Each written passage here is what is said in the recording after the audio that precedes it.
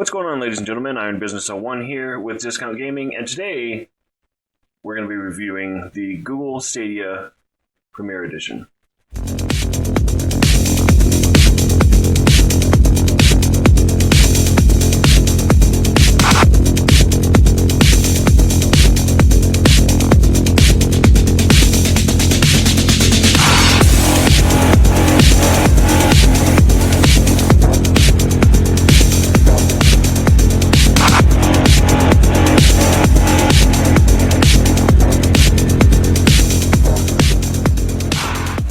So, before getting this, we looked up a lot of online reviews, and the general consensus for the Google Stadia was it's garbage. Tons of lag, the gameplay is really bad. So we were lucky enough to get one for free. It came in yesterday. I blasted it all over everywhere. I played it all day yesterday, I've played it today, and I've pretty much come to my general consensus on this. The first con I have is there are no free games. Now, let me clarify. That's not completely true. If you're paying for the monthly membership, I believe it's $10 a month to have Stadia Pro, then you do get free games every month, and there's a pretty significant amount. But if you don't have the Pro membership, there are no free games. While I understand the business model of this, I don't completely agree with it. You have other competitors like, the Xbox Series, you have the PlayStation Series, and if you have their Pro membership, you get your monthly free games. But they also have a completely dedicated section on their stores where they are just free games, and this covers everything from Fortnite, Smite, Dauntless, and tons of other ones. So to see what I would consider a gaming console, or at least a gaming service, to not have anything like that, I find it to be a bit discouraging. On the other end of that, the games that are in the Stadia marketplace, there's no in between. What I mean by that is that you either have very small named indie titles, or you have these massive AAA titles that everybody knows everything about. And while that's great in theory, for somebody like myself at least, like Smite, I play a ton of Smite. And I was really surprised to see that game wasn't on. I do understand to a degree while this is the case, because for something like this to get off the ground, you're going to need to bring a lot of attention to it. So pump it full of these AAA titles, get people's attentions, get them in there, spend the money on it, and then slowly graduate to that. But at the same time, I can see how that's possibly going to shoot you in the foot, because if people are spending money on something like this, they want a good, solid alternative to not spending, anywhere between $300 and $700 on a new console. And for that, unfortunately, while there are good deals and sales, most of it is what's going to come with the Pro. Good and bad on that. Their Pro membership is really good. I will give them that. 4K, 60 frames a second. But if you don't have Pro, you still get 1080 at 60 frames a second. So, video-wise, gameplay-wise, it's not a huge change, in my opinion. I don't have any 4K TVs. I've got TVs and monitors and blah, blah, blah. Chaotic is the only one that has a 4K right now. But either way, playing some of the games that I did in just standard definition looked incredible. The next one that I have is the very apparent lag on some games, while the not so apparent on others. So for a lot of the games that I played, there was lag. It wasn't enough to make or break the game. The only one that I would say was significant was when I played Battle for the Grid, the Power Rangers fighting game. it was very apparent. But to be fair, I can't solely place that on Stadia. The game, as far as I'm aware, is not some huge title that, goes to competitions and it's sponsored at Evo. It seems like more of one of those fighting games where people just play it for the fun of it, which is understandable. So if there is lag, pretty positive that some of that is in the game itself. The games that I did play, like Bomberman Online, amazing game, tons of fun. I loved playing it. There was lag, but not enough to make or break the game. Not by any means. But I did want to test it against something that I'm much more familiar with, so I played Destiny 2. Again, the lag is noticeable. It is apparent. And I didn't use some fancy, lag tech software or anything like that. I've played fighting games for a great many number of years. I've, played professionally and stuff like that, just in, well, not professionally. I've played in my towns. So it's just something you kind of learn to pick up on, and it was definitely there. It wasn't enough to ruin the game by any means. It wasn't enough to get me killed, but it was there. On the flip side of that, games like Destiny 2 looked absolutely incredible. I did take a few screenshots. I may put them into this video, but the overall appearance of that game pretty much made me forget about the lag, because it was, between the God rays that were in there, the lighting technology, just the textures alone, on the weapons and on the environment, phenomenal, absolutely phenomenal. The last one for the cons that I'm going to go over is the game prices. So just like the game selection in there, it is all or nothing. So, I know that I said there are no free games. That's true, guys. But the prices, like, granted, everywhere is doing their Black Friday sales right now. We're only a few days outside of Thanksgiving. So kind of bad timing to do prices on anything in a review. But the games were either very inexpensive or they were full price. They don't have any kind of in-between pricing, which, again, I don't agree with. I see the methodology behind it, but I don't agree with it because, one of my favorite things to do, we're discount gaming. We love our free games, we love our discounted games, stuff like that. That's kind of what our channel circles around. So going in and seeing like Assassin's Creed Odyssey, this game came out years ago and it's still $60. So that was kind of a kick in the teeth to see something like that. They don't have any kind of like greatest hits section where, they have these games for like $20 a piece. That part, I really, really think they need to add in as an addition or find some kind of workaround for that. Again, you want people to buy your console. You want people to really, really bring this mainstream. You're going to need something that is more affordable for the everyday home. I have spoken to people, I've talked to people, and read a ton of reviews where they love the Stadia. They'll buy it for their kids, or they'll buy it for themselves or their wives, husbands, what have you. But then they have to turn around and pay $60 for a game, or there's no discounted game section for older games or stuff like that. Again, this kind of goes back to the whole, it's all or nothing with Google Stadia. Either there's very, very obscure games for kind of cheap, or they're all AAA titles at full price when they were first released. So that part, I think, is really going to shoot them in the foot. But it's not without saying that the AAA titles they do have are just that. Like, they are really well-known AAA titles. So I don't necessarily think that it's going to be a major nail in a possible coffin.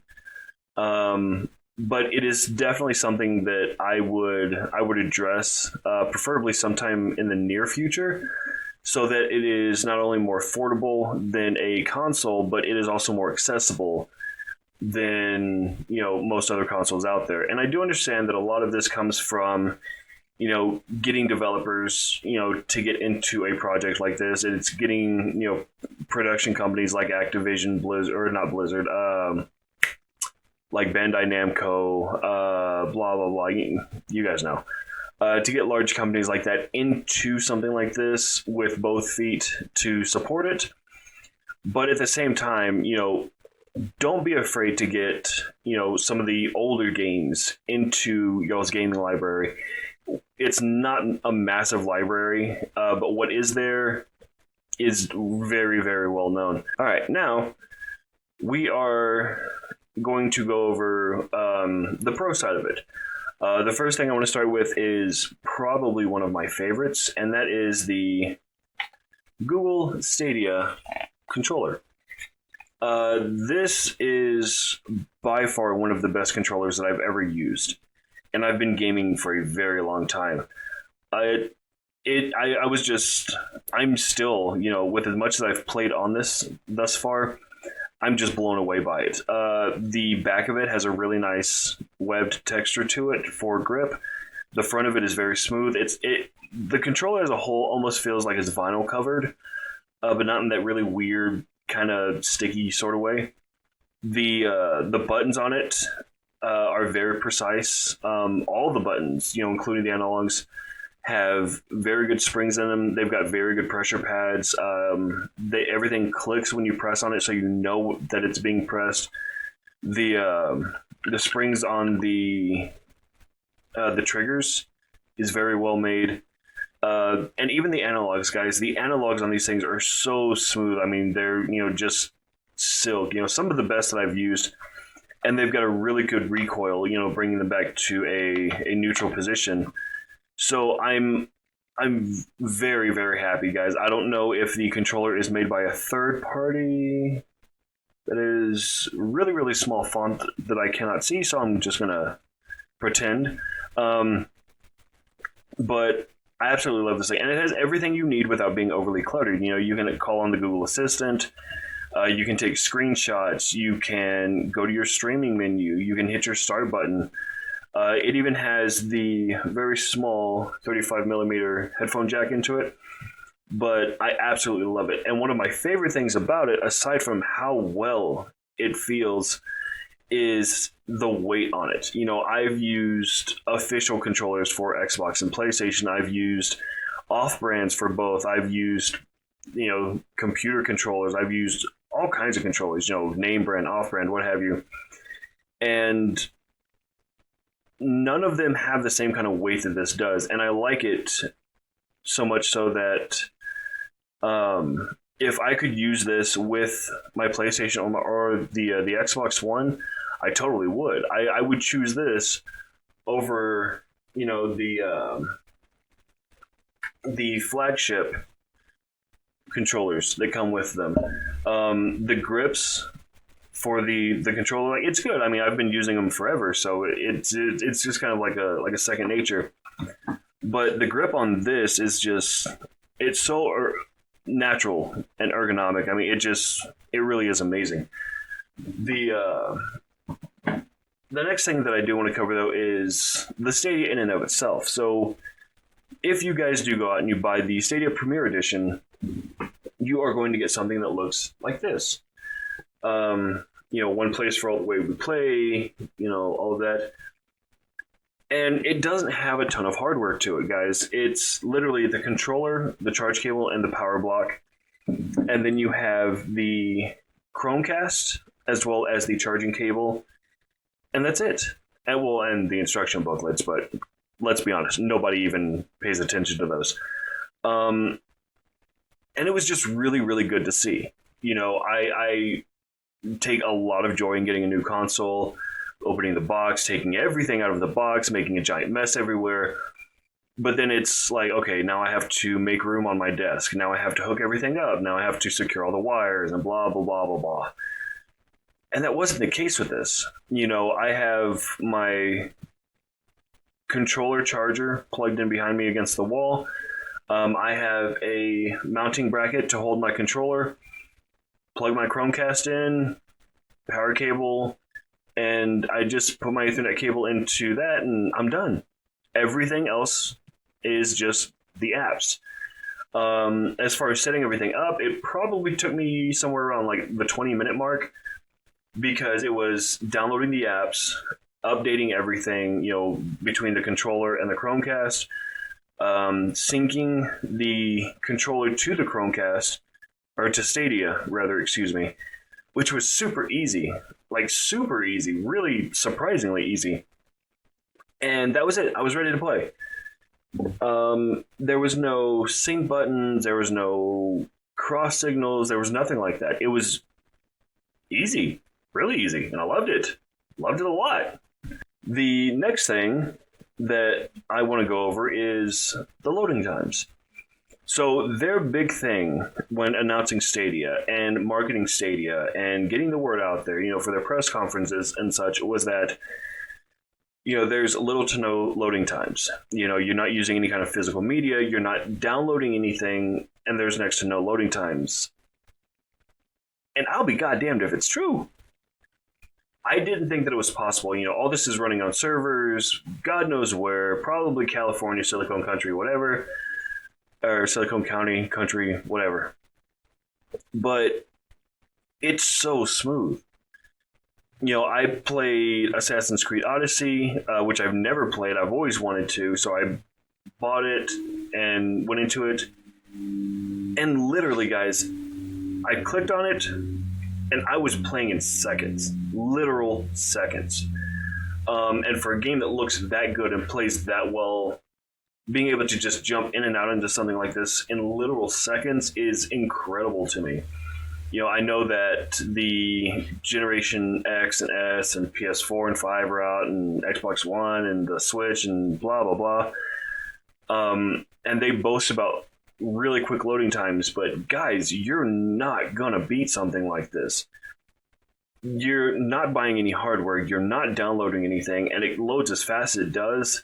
That's really hard to compete with. Really hard to compete with. With that being said, though, one of the other things that I absolutely love about this setup is that if I'm going to, my brother's house across town, or if I'm going to my niece and nephew's house across town, or whatever, if I want to take this with me, all I have to do is take my Chromecast, my power cord, my controller, and that's it. The other thing that I really, really enjoy about this is that I can play Stadia on damn near anything. And I mean that, damn near anything.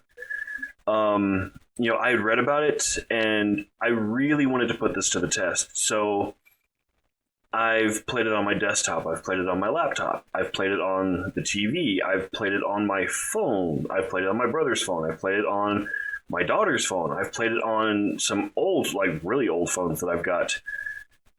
And as long as there's a decent signal, I can play with no problem. And all I need is this. And that's fucking awesome. The last thing that I want to cover is the Pro membership. While I'm not a huge fan of being forced into buy memberships of any kind, I definitely understand the want and demand for them. More so if you offer your customers something worthwhile. In this, their Pro membership, like I said, I think it's about $10 a month, but you get a lot of free games every month. I think currently right now they're offering between 6 and 10 games for free if you have Pro, as well as pretty significant price discounts. So their Pro membership, again, while not necessarily being a fan of them, is pretty impressive. I would say that their Pro membership is borderline just as good as the PlayStation Plus membership. Honestly, if not better, because PlayStation has to be very touchy about the games they offer for free. And even still, you only get 2 games a month. With Pro, if they can keep up this kind of momentum where they're offering so many games every single month, yeah, I mean, it's worth spending $10 a month for, by all means. Because if I'm getting between 8 and 10 games, more or less, why wouldn't I? There's no downloading, there's no loading. I don't have to worry about taking up a hard drive. I can just, plug, play, and go. And that's it. So the pro membership has a lot of pros to itself. It does have a few cons, but something like that this kind of membership has many, many more pros than it does cons. So guys, if you have the money, if you have the availability and the disposable income, I would strongly suggest investing into your pro account. It does work like Plus, like Xbox Game Pass or anything else, where if you lose it, then you lose the games you have access to. But for $10 a month, if you have that kind of content available, why wouldn't you? So here it is, the end of the video. Anytime I'm reviewing anything, or even if I'm not doing a video review, if I'm just doing it for myself, there's always a couple of big questions I ask myself. And let's go over those, shall we? Can Stadia stand the test of time? Honestly, guys, I know a lot of it's going to come to exposure. A lot of it's going to come down to its customer base. A lot of it's going to come down to selling, X number of units, as well as support on their end. I think that as long as they offer good support for the foreseeable future, units are going to come with time. If there's enough positive feedback on something like this, other people are going to buy it. I think that something like this, in a day and age where everything is eventually going to go digital, I think that they're ahead of the game. Now, I don't think that they're so far ahead of the game like the Dreamcast was, where it's going to end up, throwing them into the dirt. I don't think that's the case here. I think that they're just far enough ahead of the game to be a major competitor. And I say that with quite a bit of conviction, because with everything that this service, that this product has to offer, I think that if it's shown the right customer base, and if the service, the game library, just everything as a whole is shown the right amount of TLC, you get the right hands on it, you get the right products in there, I think that this could be a very, very heavy competitor versus the Xbox Series as well as the PlayStation Series. And I don't say that lightly. Those are the two biggest giants, the third one being Nintendo. But the way I see it is, when it comes to a console race, you're always going to have Sony and Microsoft at the head of it. Always. It's been like that for years. For the longest time, nobody was going to touch Nintendo. And then, the timeline started and whatever. But I think that the way that this is going, I think that it could be a very, very heavy competitor against the two, because you're not going to beat the loading times. You're not going to beat, the need for hardware against the capacity not. If you don't have to clear off an entire shelf for one console, you just need a few inches in the back of your TV, you're not going to beat that. There's no way. One of the only ways I see Sony and Microsoft having an edge over Stadia is for the consoles. You do not have to have the internet. For most of the games coming out, you do, but overall, you don't need the internet. Whereas for Stadia, you do. So in that aspect, yeah, they have Stadia beat pretty easy. But if we're looking at, just all the general services intact, Stadia is really, really hard to beat. It really is. I think that if they could incorporate like the Ubisoft store, the Epic store, maybe even at some point Steam. If they could incorporate some version of Steam into something like this, I would honestly be willing to say that this console would almost be untouchable. Almost. Um, you know, so do I think that it will stand the test of time if it's done right? If it is done right, if it's shown the right amount of attention and everything is hands on Google's side, absolutely. I think that not only will this stand the test of time, but I think that it will exceed the test of time because right now, and even in the past, the average console lives between 5 and 6 years. But if you have a Stadia controller, especially with as well built as they are, and you have a Chromecast, especially the one that came with it, then everything is on their end. Everything is on their digital end. And as long as they're willing to pump out content that is, accessible and compatible with that same hardware, there's no way that Microsoft or Sony can touch that. Not without not putting out a new console for 8, 10, 12 years. And there's no way that's going to happen, guys. There's no way. Pricing versus the big boys.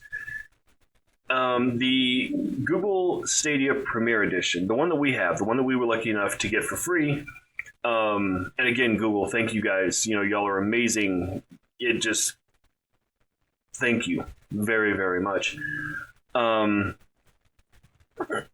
Google Stadia versus Sony and Microsoft, there's no contest. The Stadia, if I remember right, is $100 for this box, and you get the controller, the Chrome, and everything, the cables you need for them.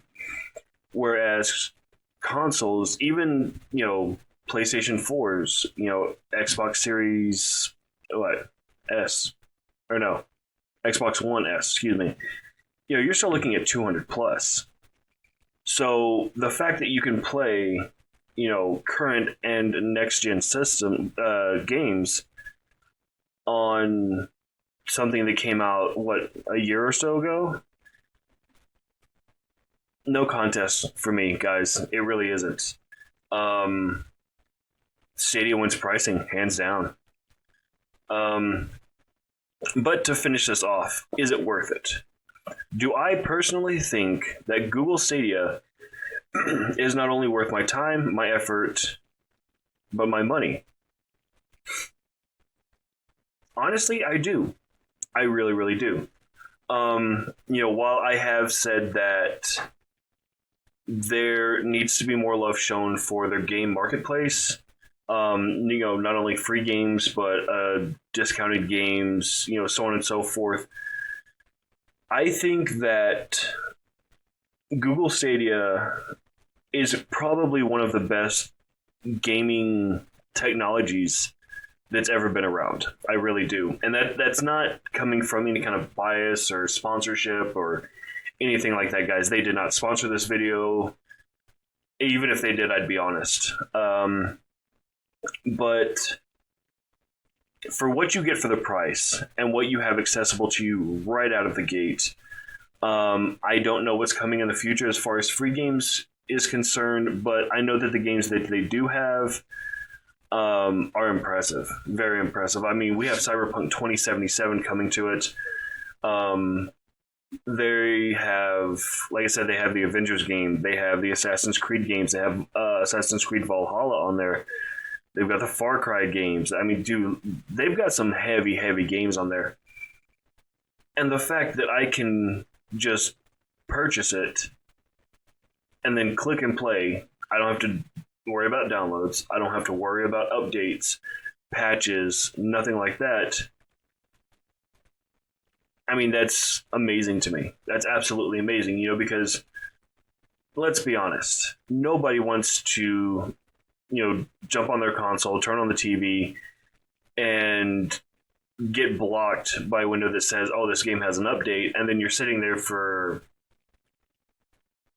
X number of minutes or hours or what have you. Nobody wants that. And Stadia completely takes care of that. So, is it worth it? Absolutely, guys. I 110% back the Stadia. I'm very much looking forward to what is to come in the future. I believe that as long as they do what is needed and what is necessary to bring more attention to it, I think that this is going to give the Xbox One Series S and the PlayStation 5 a very, very hard run for its money. And that's a bold statement, guys. I know that's a bold statement, but I really, really believe that that is going to be the case with this. So, guys, thank y'all for joining me. I'm going to be spending a lot more time on this. I don't know if it's going to take a backseat to my PlayStation 4, or if my PlayStation 4 is going to take a backseat. You guys know what I mean. But there's a lot that I want to experience with this. There's a lot that I want to test out and play with. You know, not on the basic side of it, like Netflix, Hulu, stuff like that, but on the gaming side. You know, how far can you really take something like this? How does it work in terms of, you know, being able to stream? What's the quality of streaming? You know, I know that you can stream in 4K 60, but you know, what does that translate to if somebody's watching it? You know, can they watch in 4K? Can they only watch in 720? You know, blah, blah, blah. But I'm really, really looking forward to my time with this. Google, if you watch this, thank you guys. Again, it is absolutely amazing. If you need further details on what I'm talking about and what I'm referencing to, please feel free to hit me up. Anybody. Please feel free to hit me up and I will be more than happy to elaborate in what I mean by, you know, what I've talked about in this video. But guys, as always, you know, take care of each other, help each other, love one another. Please, in this day and age, wear your masks. It is getting scary out there. But above all else, guys, be good humans. This is Iron Business 01 with Discount Gaming, and I will see you guys later.